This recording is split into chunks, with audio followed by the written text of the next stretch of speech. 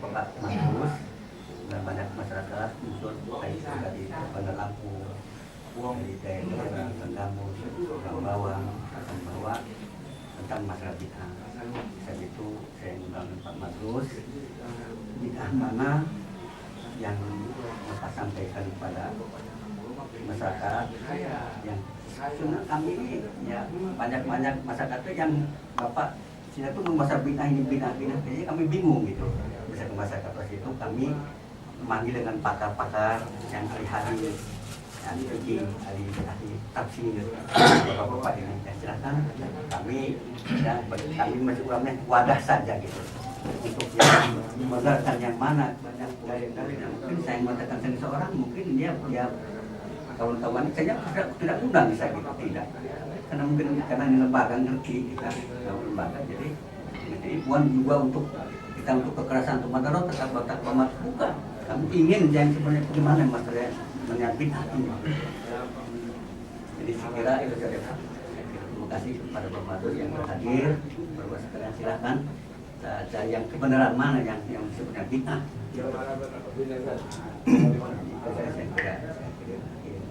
Sebelum acara dialog ini kita mulai ada beberapa hal sebagai pengantar saya.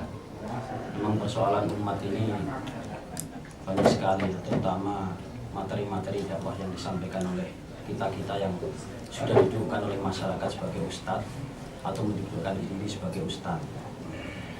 Salah satunya sebetulnya bukan masalah faktor substansi materi ya, tetapi sering cara penyampaian kita perlu banyak belajar yang pasti. Dengan banyak belajar itu kita akan menumbuhkan sebuah wawasan dan wacana tentang keislaman sehingga menyampaikan materi-materi dakwah itu bisa menyejukkan masyarakat. Saya kira materi itu tidak ada masalah ya, tapi yang jadi persoalan itu cara menyampaikan itulah yang sering jadi persoalan di tengah masyarakat. Itu yang perlu kita garis bawahi sehingga nanti kita bisa menemukan sebuah formasi lah. Bagaimana cara menyampaikan sebuah materi dakwah, jangan sampai gaya-gaya bahasa yang bikin panas orang yang mungkin kurang cerdas itu sering terjadi. Makanya ada ungkapan Imam Ali, ilmu itu kalau sedikit itu buat untuk kamu saja. Tapi kalau kita ilmu itu sudah untuk orang lain, kita nggak cukup hanya membaca satu ini, apalagi hanya menemukan hadis di majalah. Ini sangat menyedihkan. Ya, ini mohon maaf, saya bukan sombong, saya belajar agama ini 20 tahun. Dari MI Madrasah Ibtidaiyah, kemudian masuk pesantren 9 tahun, 5 tahun di IAIN. Itu aja kalau di tempat saya nggak laku. Tapi kadang-kadang di sini saya lihat baru kemarin belajar taklim udah laku jadi ustadz. Ini memang kecerdasan perlu kita kembangkan di tengah masyarakat. Mungkin ini pengantar sebagai saya. Dan nanti apa yang kita bicarakan ada satu solusi yang bisa ketemukan dan bisa kita pakai dalam penerapan dakwah di tengah masyarakat.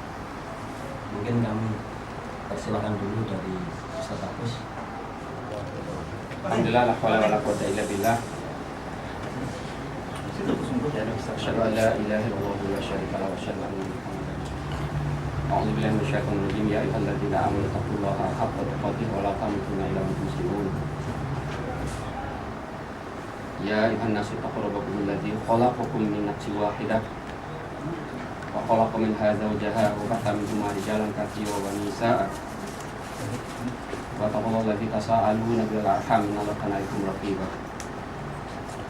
Ya ayyuhalladzina amanu taqullaha wa qulu qawlan sadida yuslih lakum a'malakum wa yaghfir lakum dzunubakum. Wa may yuti'illah wa rasulahu faqad faza fawzan 'azima. Saya sangat respect terhadap undangan Pak Kiai Sobari.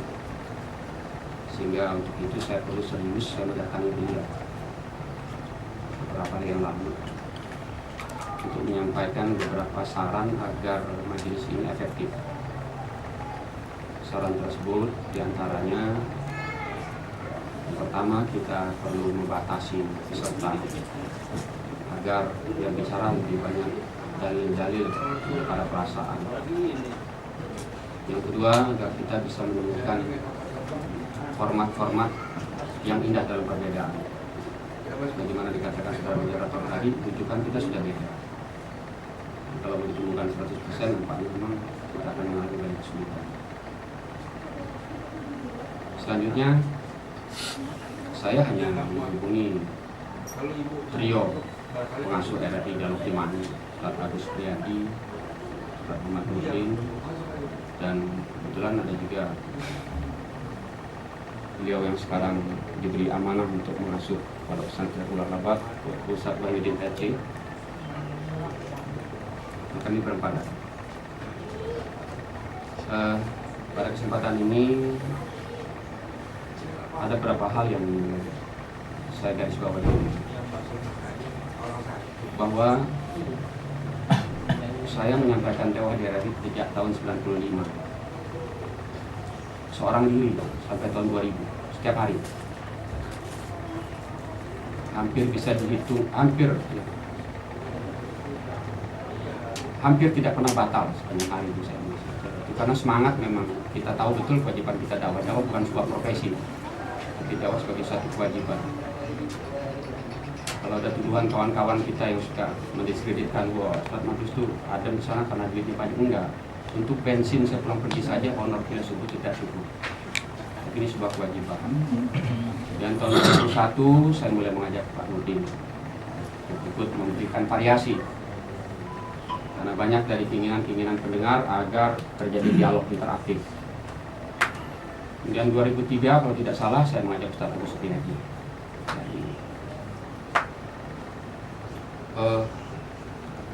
Dasar berpikir kami dari ungkapan Ibnu Qayyim al-Jauziyah, seorang ulama yang hidup di abad ke-8 Hijriah. Beliau adalah salah seorang murid dari Ibnu Taimiyah dan dikenal oleh banyak kalangan ulama dari berbagai aliran dan mazhab mengenal beliau.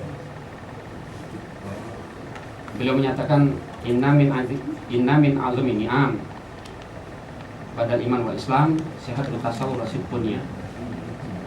Kami berangkat dari sini bahwa nikmat yang paling besar setelah nikmat iman dan Islam itu adalah tasawur yang sehat dan niat yang siddiq.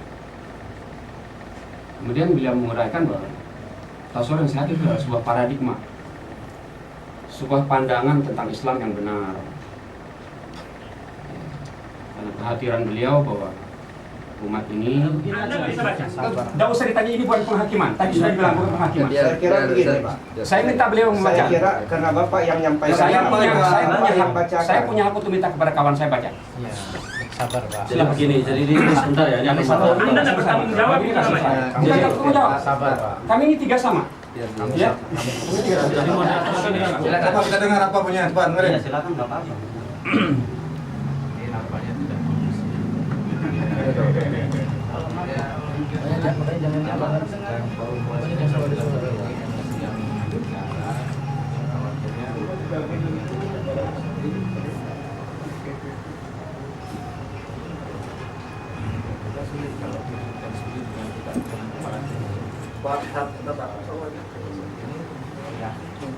Bisa kita pahami karena kita sudah sering di semacam ini Pak. Saya kira begini, Pak. Tadi kan persoalannya saudara kawan-kawan kita minta Pak Madrus membacakan karena beliau yang menyampaikan persoalan. Bukan hanya ini. saya menyampaikan, Dia Pak Musbi, bukan hanya saya menyampaikan. Kami bertiga menyampaikan satu konsep yang sama. Nah, sekarang ini ilmu Justru Pak beliau Madrus tampilkan di dulu. sini kan gitu. Justru yang paling banyak menjawab pertanyaan tentang bid'ah itu di lapangan beliau. Karena yang buka dialog iman itu beliau berdua. Saya monolog. Jadi kalau sikapnya penghakiman seperti ini, saya minta maaf. Saya tidak bersedia melanjutkan acara ini. Bukan persoalan baca atau tidak baca. Bukan persoalan bisa baca atau tidak bisa baca. Ya, nanti kita jawab berdua nih. Ya, ini Permasalahannya Biar dulu, Mas. Biar bicara satu-satu biar enak. Ini kan kita ingin, Anda sudah tidak bisa menjadi moderator kalau ini caranya kan? ya saya pikir ini ya, kita kan bisa. ingin mengetahui seberapa jauh kesahihan hadis yang dikemukakan oleh Pak Madrus dan kawan-kawan. Beliau yang punya kitab. Ya, kita silakan Pak Agus, kemudian bagaimana komentar Pak Malik dan kawan-kawan. Kita artinya saling tabayun, kita mencari kebenaran. Saya kira tidak usahlah menghakimi. Coba silakan. Kita ini gini loh Pak. Dari kawan-kawan. Saya sudah tahu Anda, Ya, sudah tahu. saya pikir sudah Sudah tahu. selesai permasalahan. Teruskan saja Om. Silakan Pak Agus. Kita pending persoalan. Artinya kalau ini sudah selesai permasalahan. Silakan Pak. Nah, yang lain dia jangan ngomong ya. Jangan. Diam. Tolong disebutkan nama kitabnya, karya siapa gitu aja, kita biar tahu aja. Karya siapa, kita bisa menilai. Nah ini karya siapa? Motif Ahli Sunnah wal Jamaah Minal Ahli Haq wal Bidah, karya Dr. Ibrahim Amir Rahili ya. Silakan. Kita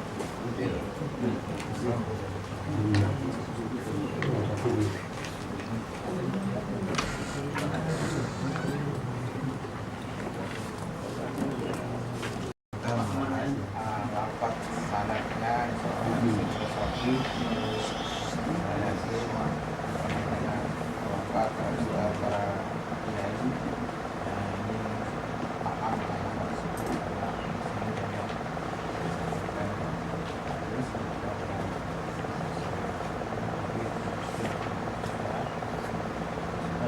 di sini rapat misalnya asal bisa dua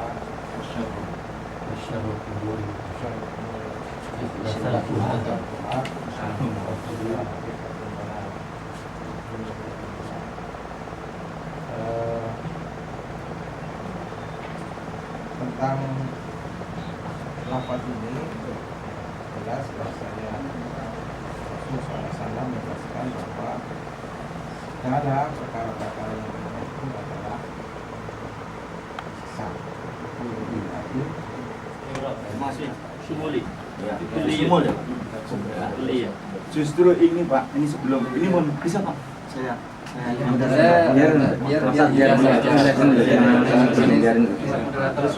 Moderator dulu kan ya. Jadi saya kira begini, tadi telah disampaikan kekenaan tentang bid'ah. Saya kira perlu disesuaikan terlebih dahulu. Setelah pemateri menyampaikan. Selesai dulu, jangan dipotong. Ya, mungkin sebelumnya ya kita awali dengan definisi itu sendiri Ya. karena apa yang Bisa. satu ini Allah dalam kitab itu disebutkan bahwa itu adalah rekod fikih qaraatun wa syar'iyyata yuksabu bisuluki 'alaiha al-mubalaghatu fi ta'abbudi lillahi ta'ala. Ta'abbud. Itu yang berada dalam kitab Islam sampai aman. Tariqatul fikih. Tariqah itu artinya tangan. Dalam fikih muqara'ah. Muqara'ah artinya dibuat-buat. Tudohi syar'iyata yang mirip dengan cara-cara yang syar'i yuksadu isluki 'alaiha al-mubalaghatu fi ta'abbudi yang dimaksudkan melakukannya itu dalam rangka al-mubalaghah dalam beribadah kepada Allah Subhanahu wa taala. Ini definisi daripada bid'ah secara istilah ataupun bid'ah secara bahasa atau ala dari satu. Nah, kita kembali kepada hadis Rasulullah SAW fa'innahu ila muhdatsatin bid'ah. Jadi segala perkara-perkara yang baru dalam persoalan ini dikategorikan dengan perkara yang disebut dengan bid'ah. Nah, bid'ah itu sendiri secara umum dibagi menjadi, kalaupun ada yang membagi segala bentuk bagian-bagian bid'ah ini, ya ketika Rasulullah SAW mengatakan kullu, maka lafaz kullu ini tufidul istighraq, mencakup semua. Jadi kalaupun ada yang membagi bid'ah menjadi bid'ah masalah, bid'ah bid'ah wajibah, bid'ah, ini pembagian-pembagian yang sifatnya istihadi. Kuliah, tanah, dan syamilah. Jadi sementara nas tadi sudah jelas bahwa Rasul mengatakan kullu bid'atin. Nah, dalam kasus itu dikatakan bahwasanya jika la ijtihada ma'an, kalau nas itu sudah jelas maka tidak ada ruang untuk bagi ijtihad. Jika Rasul mengatakan kullu bid'atin dalalah, maka ya ini mencakup semua bentuk kebid'ahan. Seandainya bid'ah itu sudah kita uji, seandainya ada yang baik, ada yang sedang, ada yang parah, seandainya ada seperti itu, maka pembagian itu menjadi tidak bermakna ketika Rasul sudah mengatakan wakul dan ini mungkin ya kami pahami dari lafaz hadis tersebut. Jadi mungkin ada semacam contoh yang sedikit mengerucut tentang karena bagaimanapun masalah masyarakat Islam kita ini sering menanyakan tradisi-tradisi di tengah masyarakat itu yang sering jadi persoalan sehingga masyarakat bingung katanya ini nggak boleh terutama yang gejala di masyarakatnya soal yasinan kemudian tradisi-tradisi yang lain mungkin itu bisa dicontohkan dan dikaitkan dengan fitnah yang Ustaz Agus sampaikan tadi. Apakah memang itu masuk kategori definisi fitnah yang Ustaz Agus sampaikan atau bukan? Perlu ada penjelasan karena ini masalah krusial yang ada di tengah masyarakat. Jadi tinggal kita bagaimana menghukumi atau mensikapi acara tersebut. Kalau kita meyakini itu sebagai bagian dari agama sudah selesai. Kita bisa mulai tambah-tambah mana yang paham dari Malik bin Anas rahimahullah man tada al-Islam itu ada yang hasanatan atau keamanan Muhammadan wa nabiya. Allah Ta'ala al-yawma akmaltu dinakum wa lakum dinakum wa atmamtu alaykum ni'mati wa raditu lakum al-Islam dinan. Nah, kemudian kalau misalnya kata kesempurnaan itu kan perlu ada penjelasan lebih lanjut karena kesempurnaan itu kan belum tentu satu orang menyatakan itu sempurna yang lain mengatakan belum sehingga kesempurnaan itu kadang-kadang masih diklaim sepihak oleh orang atau kelompok. Mungkin kesempurnaan itu adalah penjelasan lebih lanjut apa sih definisi sempurna di dalam melaksanakan ajaran Islam itu sangat penting saya kira. Ya itu mungkin diberikan kepada satu Rasul SAW amila amalan yang sa'ala amruna bahwa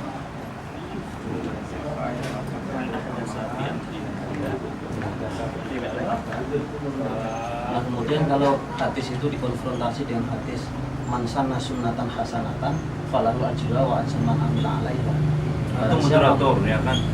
Itu moderator. Nah ini ada kaitannya dengan penjelasan. Biar teman-teman yang nanya sama dia, biar beliau itu nggak melirik antum terus kayaknya antum begini ya. Saya hanya mengingatkan aja. Antum memberikan informasi kepada saya boleh minta waktu Ya, menjelaskan.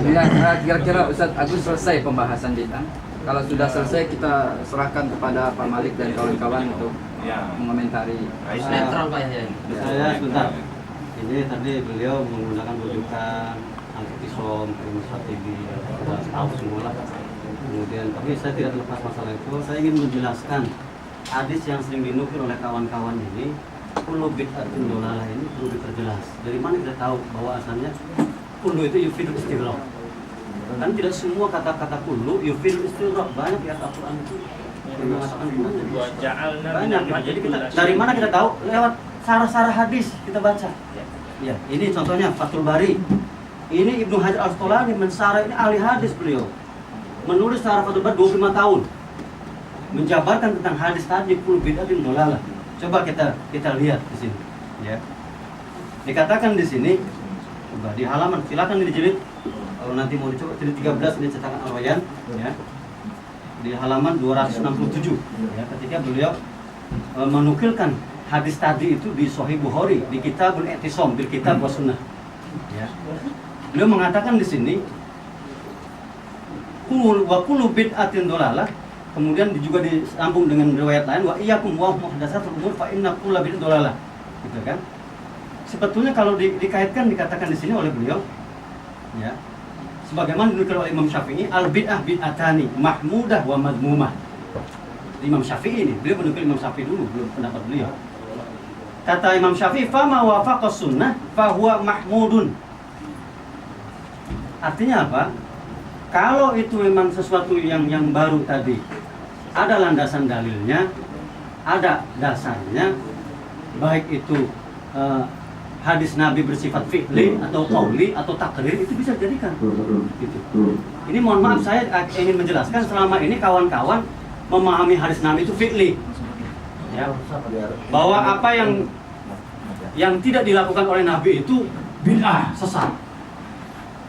Saya ingin kasih contoh dengan kawan-kawan ini, bahwa tidak semua hadis Nabi itu yang diamalkan itu berdasarkan fi'li Nabi, tapi juga ada qaulinya, ada takdirnya.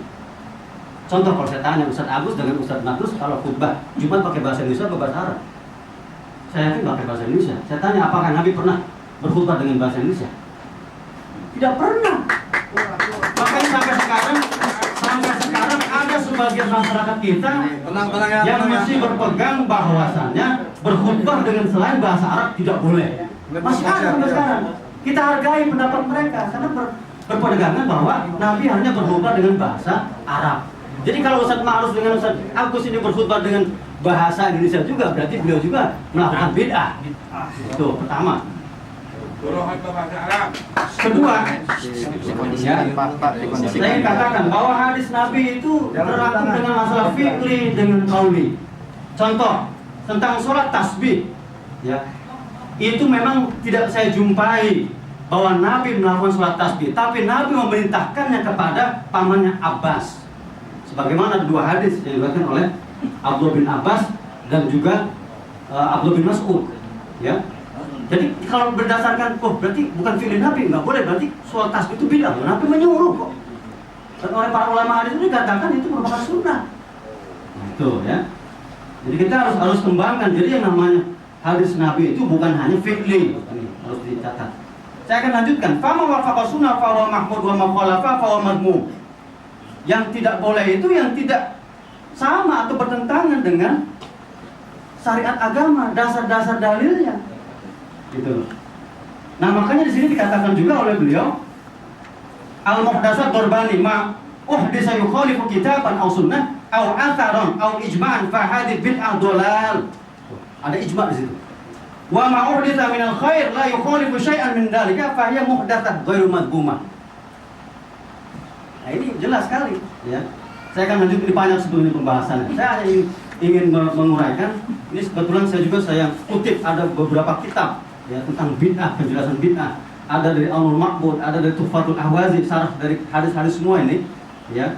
Saya ingin mengatakan bahwa kata Imam Al-Qasqalani dalam Umdatul Qari, beliau mengatakan di sini yang disebut dengan bid'ah itu wa makana laisa lahu aslun fi syar'. Tidak ada dasarnya, tidak ada dalilnya baik umum maupun khusus, bagaimana yang dikatakan oleh Imam Ibnu Hajar Al-Asqalani. Dikatakan di sini kullu bid'atin dhalalah ma uhdisa wala dalila lahu min asy-syar' bi thariqin khas wala 'am. Itu namanya bid'ah dhalalah. Jadi kalau ada landasannya, contoh misalkan habis sholat salaman, ya. Oh kamu bid'ah, Nabi belum pernah melakukan itu. Padahal kalau dikatakan Nabi pernah mengatakan ma min muslimaini yaltaqiyani fa yatasafahani illa ghufir lahuma qabla ay yatafarraqa. Itu hadis sahih. Apa salah orang yang bersalaman habis sholat menggunakan dalil itu? Nggak bisa kita salahkan. Ada dalilnya. Gitu. Masalah tahlilan contohnya nih, saya bawa Pak Quraisy Shihab menulis sendiri membahas tentang tahlilan. Beliau ini mengupas ayat hidayah ilahi dalam ayat tahlil. Silakan bagi yang mau membaca ini bagaimana beliau mengupas dari segi hadisnya, pemahaman tafsirnya, silakan, ya. Bahkan ada juga nih kalau ingin tahu, kawan-kawan kita ini ada di Jakarta, Sofyan Roji Abdullah LC ini menulis buku tentang amalia sunnah yang dinilai bid'ah. Ini dalilnya banyak sekali, termasuk salaman habis sholat, termasuk yasinan, termasuk yang tawasul dan sebagainya ada. Silakan mau dibaca, saya bukan jualan buku, tapi untuk diketahui, ya, bahwa kita harus memahami bahwa bid'ah itu tidak selamanya dikatakan sesat. Saya tidak setuju. Kalau ingin membagi ada istilah bid'ah syar'i, ada bid'ah lughawiyah, silakan. Tapi intinya bahwasannya tidak semua bid'ah selama dia berlandaskan dalil baik am ataupun khas, maka kita tidak berwenang mengatakan orang itu sesat karena menjalankan bid'ah. Nah ini yang saya ingin tegaskan itu. Jadi sebagai ungkapan bahwasannya bid'ah itu ada bid'ah yang sesat dan tidak, Umar bin Khattab ketika ditanya kenapa engkau melakukan sholat tarawih berjamaah 20 rakaat, beliau mengatakan nikmat bid'ah hadihi, betapa bagusnya bid'ah ini. Itu menandakan Umar bin Khattab juga memahami tidak semua hal yang tidak dilakukan Nabi, tapi berdasarkan dalil qauli dari Nabi itu bisa dijadikan landasan. Saya kira itu. Terima kasih sudah. Terima kasih. Kami persilakan pada saat kalau mau menanggapi dan disampaikan Ustaz. Panjang-panjang. Bismillahirrahmanirrahim. Dalam aja maksudnya. Assalamualaikum warahmatullahi wabarakatuh. Kita sudah dengar kitab masing-masing yang dibaca rujukannya sama tetap pada Quran dan hadis. Mungkin hanya terjadi semacam perbedaan penafsiran, dan kalau kita merujuk kepada pendapat Imam Asy-Syatibi di dalam kitab Al-Muwafaqat fi Ushul Syariah juz 4 jilid 2 juz 4, ketika seorang mujtahid menghadapi suatu masalah, yang dia lakukan adalah mencari dalilnya, mencari nusus di dalam Al-Quran maupun di dalam As-Sunnah. Dan mujtahid ini kemudian melakukan al-ijtihad fi fahmin nusus, melakukan ijtihad terlebih dahulu untuk memahami teksnya, dicari dulu dari berbagai ayat Al-Quran maupun hadis yang berkaitan dengan persoalan. Ketika kemudian sudah ditemukan hasil ijtihadnya, untuk menerapkannya dia kemudian melakukan ijtihad untuk yang kedua kalinya, yakni al-ijtihad fi tatbiqin nas. Persoalan kita di sini bahwa sumber hukum kita sudah sama, yakni Quran dan hadis, rujukan kita sepakati juga sama sekarang. Nah, persoalannya adalah tatbiknya di lapangan. Yang semuanya sesat itu tidak memahami. Inilah sebetulnya yang menjadi persoalan utama pertemuan kita pada kesempatan hari ini. Apakah benar yang kami lakukan ini tidak ada dasar? Apakah betul Anda sudah mempelajari apa yang kami pelajari? Apakah Anda juga membaca kitab-kitab yang kami baca? Kalau belum, Anda termasuk orang yang tidak memahami permasalahan. Kalau tidak memahami permasalahan, tidak boleh memutuskan hukumnya. Karena Anda dituntut untuk mengumumkan dalil, dan dalil itu bukan hanya kullu bid'atin dhalalah wa kullu dhalalatin finnar. Tugas kita bukan untuk membagi surga dan neraka kepada sesama muslim. Ini yang Jawab. Janji kondisi kita kondusif. Insya Allah setelah acara ini saya akan menemui antum bertiga. Ya, nanti bersama saya nanti akan menemui antum. Saya kira Ustaz Agus saja yang Enggak, nanti antum tahu ya nanti. Begini saudara, saya tidak pernah menyebut Ahlul Bidah itu Fir'aun. Tidak pernah. Tidak sama. Kalau Fir'aun itu jelas anti Allah, anti Rasul, jelas. Hanya teman-teman yang merasa kami singgung sebagai Ahlul Bid'ah, kami tidak pernah berniat untuk menyinggung secara langsung pihak-pihak yang kami anggap berbeda dengan kami. Kami cuma menjawab pertanyaan, dan tentunya pertanyaan yang kami jawab sesuai dengan apa yang kami pahami. Dan kami ini berguru, ya. Jadi kami juga bukan didasarkan kami pahami sendiri. Kami punya rujukan-rujukan seperti yang antum pahami itu. Sama, kita juga punya rujukan. Oke, Hanya sebentar. Hanya barangkali cara kita melihat yang berbeda. Ya. Kami mau coba konsekuen dengan pengakuan kita sebagai Ahlussunnah. Gitu ya. Sehingga kitab-kitab yang jadi rujukan kami, kitab-kitab yang ditulis ulama-ulama dulu maupun ulama-ulama sekarang, yang mereka masuk dalam kategori Ahlussunnah. Ya, misalnya kalau yang sekarang Syekh bin Baz, Syekh Utsaimin, ya, Syekh Fauzan Al-Fauzan dan sebagainya. Ini jadi rujukan kami. Kenapa? Fatwa-fatwa tentang bid'ah itu beliau catat, beliau tulis dengan tulisan yang cukup jelas. Beliau punya tulisan fatwa terkini 1, 2, 3 dan sebagainya. Saya tidak melihat bahwa antum ini lebih jahat. Yang jelas antum ini sama-sama dengan saya, Ahlussunnah. Ya. Hanya perbedaannya kita cara pandang kita memandang sunnah ini yang berbeda. Ya. Cara kita memandang sunnah ini yang berbeda. Itu persoalannya. Setiap pengakuan orang Ahlussunnah akan kami akui. Setiap pengakuan orang sebagai Ahlussunnah akan kami akui. Sama-sama kita Ahlul Kiblat semua. Ya. Kami tidak pernah. Baik, cukup. Ya. Oke. Cukup. Yang saya mau tanyakan, Fir'aun itu jahat. Ya. Kemudian ada utusan datang ke sana yang namanya Nabi Musa dan Nabi Harun. Tapi Allah berfirman di dalam Al-Quran. Ini nyampaikan Al-Quran.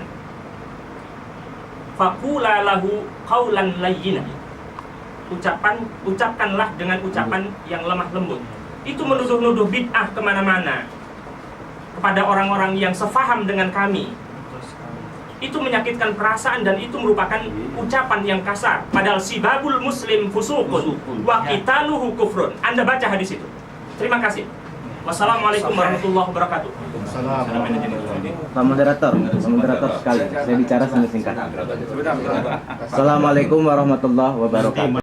Belum memberi ada moderator. Terima kasih. Jadi apa yang telah disampaikan oleh Ustaz-Ustaz untuk gabung dalam forum Islam. Untuk itu kami persilahkan yang lain untuk menanggapi. Assalamualaikum warahmatullahi wabarakatuh. Pertemuan hari ini. Tapi karena saya ditelepon sama teman-teman supaya bisa hadir di sini, walaupun saya ada kegiatan, saya sempatkan untuk hadir. Tujuan saya datang ke sini, jujur saya katakan, saya ingin silaturahim, terutama dengan Al-Mukarram Ustadz Madrus, yang kedua dengan Al-Mukarram Agus Sufriadi. Karena saya hanya tahu nama beliau berdua, belum persis tahu ilmu beliau dan belum pernah ngobrol dengan beliau berdua. Tapi Ustadz Madrus saya sering dengar di RRI, dan tetangga saya sering datang ke saya. Apa yang disampaikan Ustadz Madrus, mereka klarifikasi dengan saya, baik teman jemaah majelis taklim, apa yang Ustadz Madrus sampaikan, Agus Supradi sampaikan, mereka klarifikasi dengan saya. Jadi tujuan saya pada pagi hari ini sebenarnya silaturahim itu lebih utama. Yang kedua, perlu saya jelaskan di sini, mungkin kita semua tahulah, kita para masyayikh, para alim ulama, para sahabat semua. Kalau nggak salah Ustadz Supriyadi ini dari Timur Tengah, Ustadz Supriyadi ya. Dari mana dulu Ustadz Supriyadi? Dari Madinah kan? Saya juga Pak Ustadz Supriyadi dari Timur Tengah. Saya belajar di Darul Hadis di Mekah. Saya di Jordan juga. Saya nggak lama di Timur Tengah. Ustadz Supriyadi hanya 15 tahun. Saya pernah ada orang mengatakan Pak Mahmudin munafik. Kenapa? Karena saya sering ceramah, tahlilan dan macam-macam. Terakhir kemarin Pak Ustadz Supriyadi, saya ketemu dengan Syekh di Madinah, Syekh di Mekah, dan ada majalah saya baca. Kita duduk poin aja lah. Kalau kita bicara masalah bid'ah, definisi macam-macam, saya kira nggak akan selesai.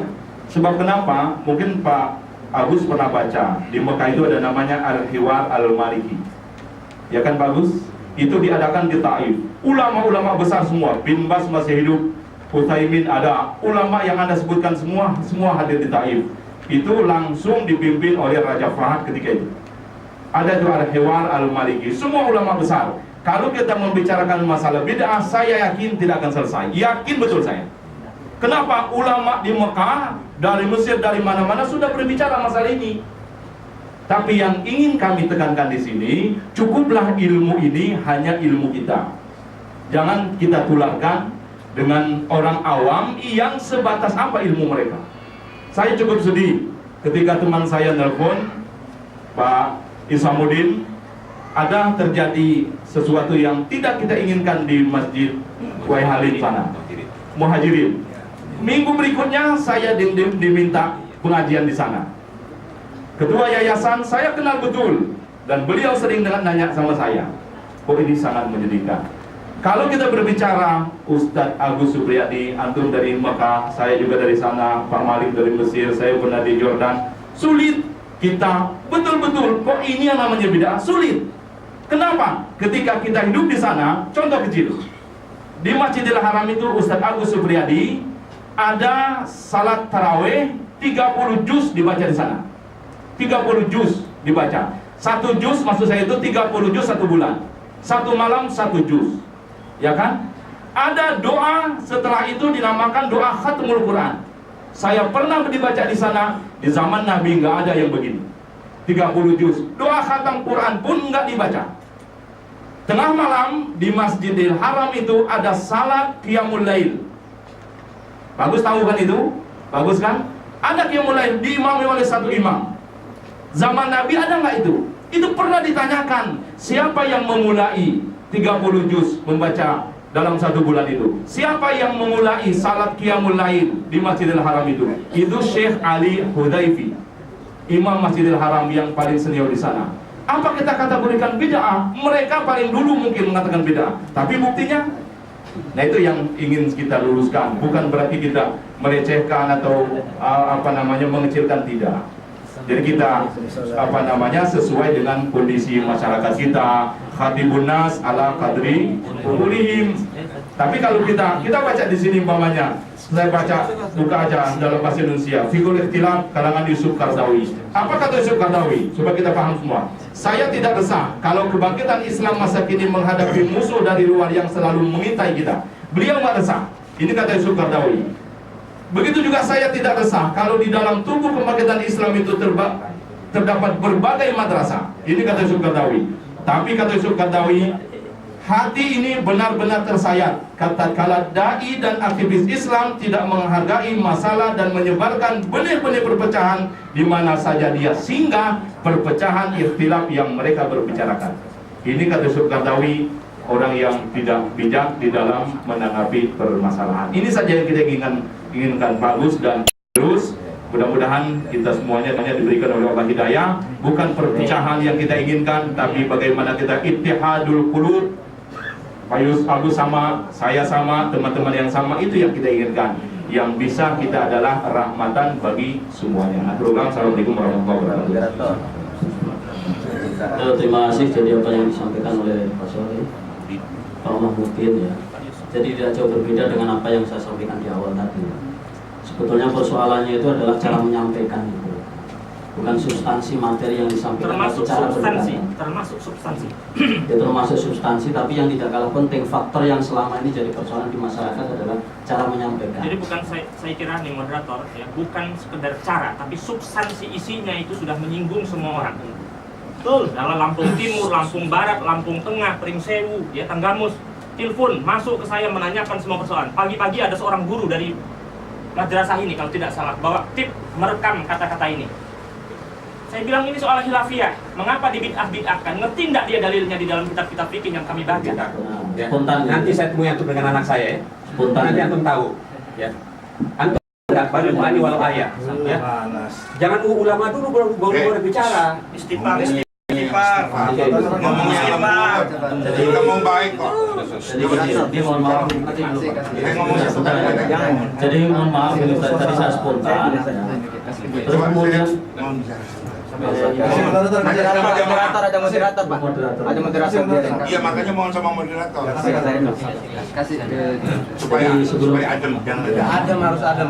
Ini kan saya menyimpulkan apa yang disampaikan oleh Pak Muhammad tadi. Jadi intinya ke sana nggak jauh berbeda dengan awal yang saya sampaikan. Jadi kemudian saya sedikit menyinggung tentang balighu anni walau ayat tadi. Itu kata anlinya kemana itu? Iya. Mana sanadnya? Balighu anni walau ayat itu kalau saya pahami itu ada sebuah kana ungkapan kalimat yang terbuang. Jadi sampaikan dariku meskipun satu ayat kemudian tapi sampaikan meskipun yang disampaikan itu hanya satu ayat. Jadi bukan menyangkut dari apa yang orang yang menyampaikan itu sendiri. Makanya saya bilang di awal, kalau ilmu kita ini sudah untuk orang lain, paling tidak harus banyak. Tapi kalau sedikit, itu untuk diri kita. Nah, oleh karena itu kami sampaikan kepada yang lain. Jangan bentar ya. Terima kasih. Tidak bisa bicara nggak? Boleh nggak? Boleh. Waalaikumsalam. Memang saya tidak mengerti dari awal, tapi saya bisa menangkap bahasanya tadi Ustaz Agus rujukannya kitab sana Asy-Syatibi. Ya. Itu kita sudah tidak aneh lagi dalam kalangan pesantren. Contoh misalnya, ketika di depan saya bilang, saya tidak percaya kalau buah apel itu ada di pasar. Saya nggak ada, buah apel itu nggak percaya saya. Tetapi ada orang dari Malang bilang ini buah apel.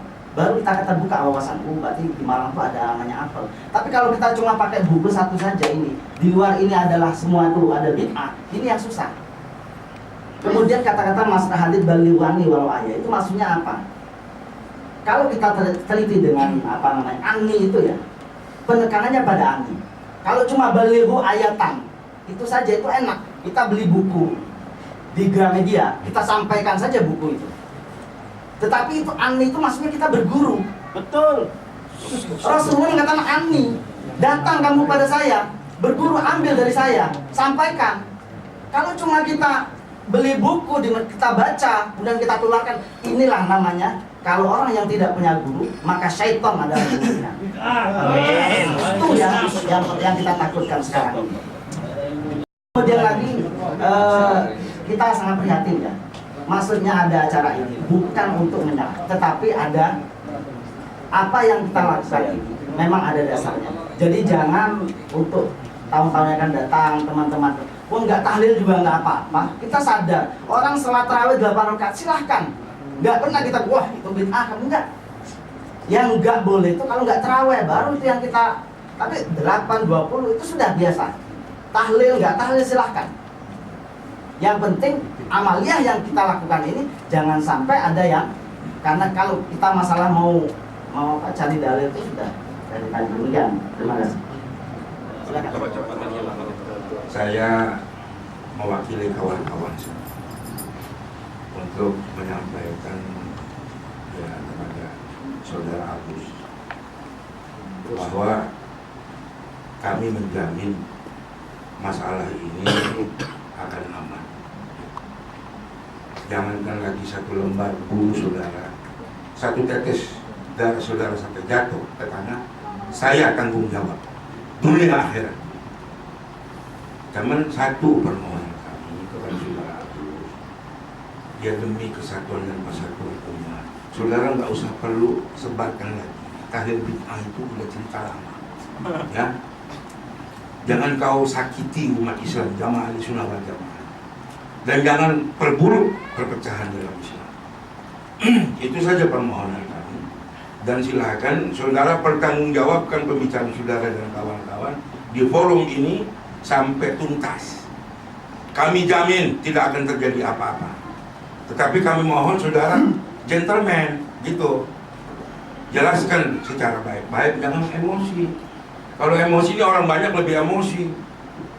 Kita tidak mau Islam sampai terpecah-pecah lagi. Sudah cukup kita menderita umat Islam 64 tahun merdeka bangsa ini, tapi umat Islam sampai hari ini belum menikmati kemerdekaan itu. Jadi jangan saudara perparah dengan perpecahan. Sampai ngomong-ngomong di RRI mentang-mentang saudara pegang RRI, jangan. Ini umat Islam bukan hanya kamu, kelompok kamu. Kita tidak mau keributan. Justru kita adakan forum ini supaya selesai masalahnya. Kalau memang hujah saudara lebih kuat, kami semua akan ikut saudara. Ahlussunnah wal Jamaah selampung ikut saudara. Saya nyatakan. Tapi kalau hujah kami lebih kuat, kamu harus ikut kita. Ini namanya kita cari kebenaran. Baca kitab aja nggak bisa, bagaimana mau diikuti? Jadi itu mohon maaf. Tidak usah.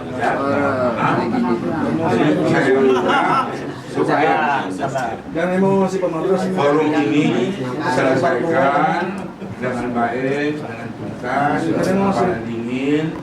Saya mohon saudara Agus dan kawan-kawan, gentleman, tanggung jawab, selesaikan dengan baik. Apa dasar hujahnya, kan begitu. Kemudian kita simpulkan. Dan saya harapkan kesimpulan itu nantinya akan memberikan suasana sejuk terhadap umat Islam Bandar Lampung. Amin. Yang kami harapkan. Sudah cukup kita pecah belah. Ya sudah cukup kita ribut-ribut masalah-masalah yang sebetulnya nggak perlu kita permasalahkan. Kita harus mikirkan saudara-saudara kita di Palestina, dari seratusan sekarang sudah ribuan gugur begitu saja karena kezaliman Yahudi. Itu yang harus dipikirkan. Dan satu hal yang harus kita ambil hikmah, bukti umat Islam nggak bersatu, terus akan berjatuhan umat Islam Palestina sehingga kita bersatu. Gampang sekarang negara lain, Indonesia dulu, Lampung dulu kita bersatu umat Islamnya. Jadi ya biasalah ya, kalau emosi-emosi itu namanya kita ini semua punya ya pemikiran sendiri-sendiri. Tapi coba kita satukan dalam kesempatan ini, cari solusi yang terbaik. Ya, supaya permasalahan ini bisa kita selesaikan dengan baik. Dan apapun kesimpulannya, saya mohon kepada saudara Agus dan kawan-kawan, ya nggak usah lagi memasalahkan itu tahlil bid'ah, ya, talqin bid'ah. Ini mohon ini ya, saya tegaskan mohon kepada saudara dan kawan-kawannya untuk kesatuan dan persatuan. Kita nggak pernah ngeganggu kok. sama yang nggak cocok sama kita. Tapi kita juga nggak mau diganggu, apalagi disakiti. Mohon ini supaya dimengerti, ya. Jadi itu saja saya kira. Saya nama Haji Mahfud Effendi Masir, Simpang 4 Polda. Tinggal saya, boleh dicari di sana. Ya. Jadi saya ikhlas menyampaikan ini. Mohon saudara-saudara di luar supaya jaga suasana tetap kondusif. Siap. Supaya permasalahan ini bisa kita tuntaskan secara baik. Dan mohon kepada saudara Agus ya supaya agak tenang. Madrus Pak, salah. Madrus. Oh Pak Madrus. Pak Madrus. Jadi supaya tenang, ya, supaya mohon saya kepada saudara supaya masalah ini bisa dituntaskan, supaya artinya kita ambil satu hikmah, supaya juga kita beritahu kepada kawan-kawan, baik pihak saudara Madrus maupun pihak kita, ya supaya permasalahan ini mudah-mudahan kita anggap selesai sampai di sini saja. Kita harapkan supaya ukhuwah ini mari kita rakit kembali, kita rekatkan kembali. Terima kasih. Wassalamualaikum warahmatullahi wabarakatuh.